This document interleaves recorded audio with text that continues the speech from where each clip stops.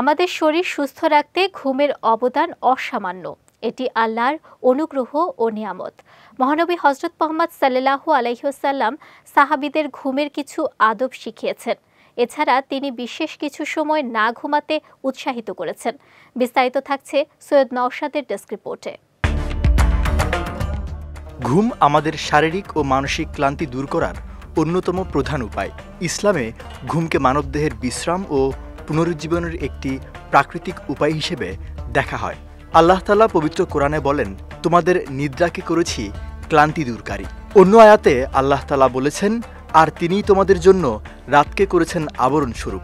বিশ্রামের জন্য তোমাদের দিয়েছেন নিদ্রা এবং ছড়িয়ে পড়ার জন্য করেছেন দিন। কোরআনে রাতকে ঘুমের সময় হিসেবে উল্লেখ করা হয়েছে, তবে হাদিসে দিনের বেলা সামান্য সময় বিশ্রামের তাগিদ দেয়া হয়েছে। ইসলামী শরীয়তের পরিভাষায় যাকে কাইলুলাহ বলা হয়। তবে হাদিসে কিছু সময় না ঘুমাতে উৎসাহিত করা হয়েছে। তেমনই একটি সময় হলো ফজরের পর। হাদিসে ফজরের পর ঘুমানোর ব্যাপারে নিরুৎসাহিত করা হয়েছে। মহানবী সাল্লাল্লাহু আলাইহি ওয়াসাল্লাম উম্মতের জন্য সকালের সময়ে বরকতের জন্য দোয়া করে বলেছেন, হে আল্লাহ, আপনি আমার উম্মতকে সকালবেলা বরকত দান করবেন।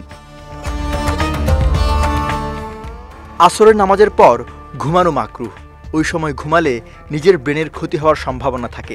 মুফাসসিরে কেরামগণ বলেন, যে ব্যক্তি আসরের পর ঘুমায় তার বুদ্ধি কমে যায়, তাই সে যেন নিজেকে তিরস্কার করে।